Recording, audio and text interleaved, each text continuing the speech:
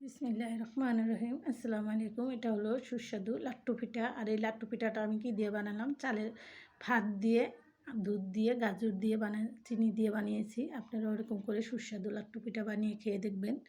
আর খেতে অনেক সুস্বাদু হয়। আপনারাও একবার হলেও ট্রাই করে দেখবেন। আর কথা না বাড়িয়ে এখানে রেখে দিলাম। আসসালামু আলাইকুম।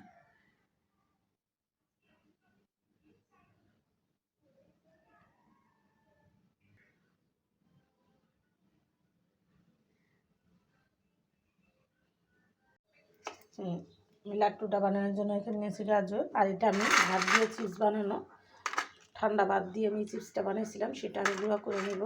আর এটার জন্য নিয়েছি আমি এখানে দুধটা ভালো করে জাল দিয়ে নিব। এটা গরুর দুধ না, এই যে এটা কী বলে, আড়ং দুধ, সেটা দিয়ে বানাবো। আর আপনাদের সাথে শেয়ার করবো। আপনারা যে কোনো দুধ দিয়ে বানাতে পারেন, গুঁড়া দুধ, বিন বিটা, যে কোনো দুধ, সমস্যা নেই।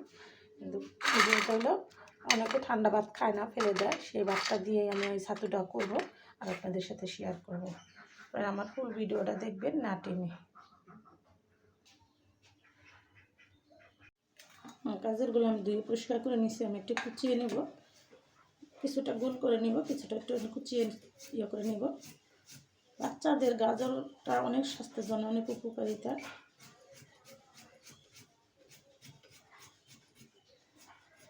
এরকম করে ছোটো যেটা এটা রেখে দিব, আর এটা আমি কুচিয়ে নেব আর আপনাদের সাথে শেয়ার করতেছি, আপনারা দেখতে থাকুন।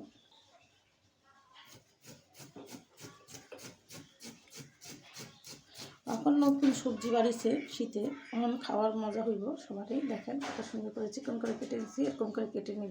গাজরটা আমার কাটা হয়ে গেছে, আমি 3 সাইজ করে কেটে নিলাম। আর এখন আমি ইয়াটা ব্লেন্ডার করে নিব, চিপসটা ব্লেন্ডার করে নেব। এদিকে আমি দুধটা চাল দিয়ে একদম শুকাই নিচ্ছি। আমি ভাতের চিপসটা আমি গুঁড়ো করে নিচ্ছি। দেখেন কত সুন্দর হয়েছে, একদম বিস্কিটের গুঁড়ার মতো, অনেক সুন্দর হয়েছে। এরকম করে আপনারাও ঠান্ডা ভাত থাকলে ফেলে দিবেন না, সুন্দর করে একটু রোদ দিয়ে আপনার ভাইজা এরকম গুঁড়া করে নিতে পারেন। চিপস নাই বানাইলে কিন্তু ভাইজা রোদে দিয়ে একটু শুকিয়ে ভাইজা এরকম গুঁড়া করলে যে কোনো কিছু বানিয়ে দেবেন, বাচ্চারা খুশি মনে খাবে। আমি এখন এটা ঢেলে নিব। আমার এই চালের গুঁড়াটা ঢালা হয়ে গেছে। আমি এখন আমার স্বাদ মতো আমি চিনি নিয়ে নিব। আপনারা এটার মধ্যে একটু ঘি দিয়ে নিতে পারেন, যারা বেশি অনেক ভালো পুষ্টিকর খাওয়ান পছন্দ করেন তারা অবশ্যই একটু ঘি নিয়ে নেবেন। আমার এটাতে লবণ দেওয়া আছে, কিছুটা আস্তে আস্তে রয়েছে। আমি দুধটা দেখেন একদম শর্ট করে আছে, কত সুন্দর। আমি এটা তার ঘি দিব না, আমি তেল দিয়েই ভাজা হয়েছে আমার এই বিস্কিটের গুঁড়াটা। আমি এখন গাজরটাও মিক্সার করে নেব।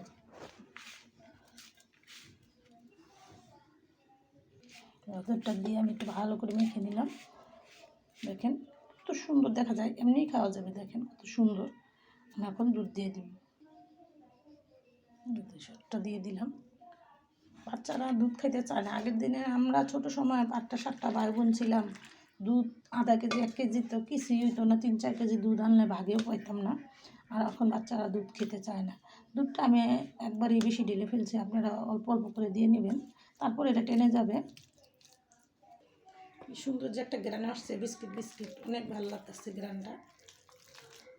এটা যত একটু ঠান্ডা হলেই জমে যাবে। দেখেন আমার দুধটা আমি একবারে বেশি ঢেলে ফেলছি, কিন্তু আমার লেগে পরিমাণ ঠিক আছে। আপনারা অল্প অল্প করে দিবেন, দিয়ে বানাবেন। আর এটা যদি একটু নরম নরম হয় খেতে খুব ভালো লাগবে, বেশি মচমচা ঝুরঝুরা ভালো লাগবে না। এটা আমি 2 মিনিটের জন্য রেস্টে রেখে দিব। 2 মিনিট পর আমি লাড্ডুটা বানাবো। ফিরে আসলাম 2 মিনিট পর। দেখেন আমার একদম টাইট হয়ে গেছে। এখন এটা গোলার সাইজ দিব, আপনারা যেরকম ডিজাইন করতে চান ওরকমই করতে পারবেন। আমি এটাই দিলাম, আমার কাছে এটা সহজ মনে হলো, আমি এটাই করলাম। এরকম করে সবগুলো আমি বানিয়ে নেব।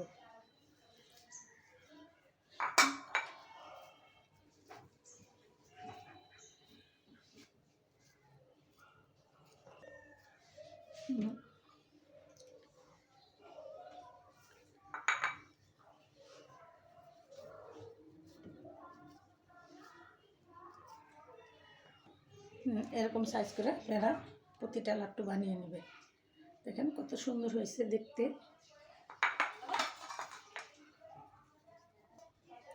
লাড্ডুগুলো বানানো হয়ে গেছে, আমি সবগুলো লাড্ডু বানিয়ে নিলাম। আমি এখন এটাকে সাজাবো, একদম সিম্পলভাবে সাজাবেন। একটা করে গাজর এরকম করে দিয়ে দিলে আপনারা যেরকম মন চায় এরকমই সাজিয়ে নিতে পারেন। আমার যেটা ভালো লাগলো আমি সেরকমই করে নিলাম আর আপনাদের সাথে শেয়ার করতেছি। হয়ে গেল, দেখেন সুস্বাদু গাজর দিয়ে ভাত দিয়ে লাট্টু পিঠা। আর এই লাট্টু পিঠাটা আমি কী উপকরণ দিয়ে কীভাবে বানালাম আপনাদের সাথে ফুল ভিডিওটা শেয়ার করলাম। আপনারা ওরকম লাট্টু পিঠা বানিয়ে খাবেন আর আমার নতুন নতুন ভিডিও পেতে আমার সাথেই থাকবেন। ভিডিওটা আর বড় না করে এখানে রেখে দিলাম। আসসালামু আলাইকুম। বিসমিল্লাহির রহমানির রহিম। আসসালামু আলাইকুম। এটা হলো সুস্বাদু চাল ভাত ভাত দিয়ে আর গাজর দিয়ে লাট্টু পিঠাটা বানাচ্ছি। আর এই পিঠাটা খেতে অনেক সুস্বাদু, আপনারা একবার এরকম করে বানিয়ে খেয়ে দেখবেন। আর আমার ভিডিওটা কেমন লাগলো অবশ্যই ভালো লাগলে এরকম নাস্তা বানিয়ে খাবেন। আর আমার ফুল ভিডিওটা দেখতে থাকুন।